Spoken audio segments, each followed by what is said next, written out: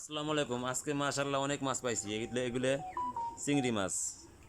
এগুলো আপনার 12 মিশালি মাছ আছে।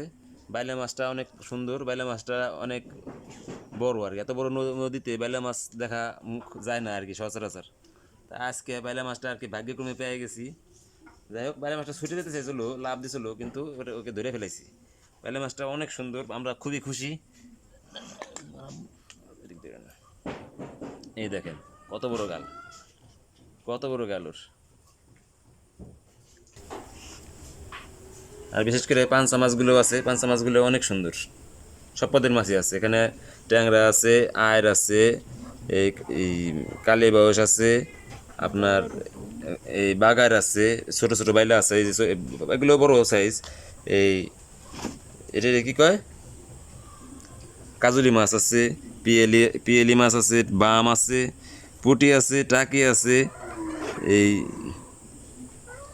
অনেক অনেক অনেক ধরনের মাছ আর কি, 12 মিশালি। ছোট ট্যাংরা আছে, বড় ট্যাংরা আছে, আয়ের আছে। আর বিশেষ করে চিংড়িগুলো অনেক সুন্দর চিংড়ি, এই চিংড়িগুলো পাইছি।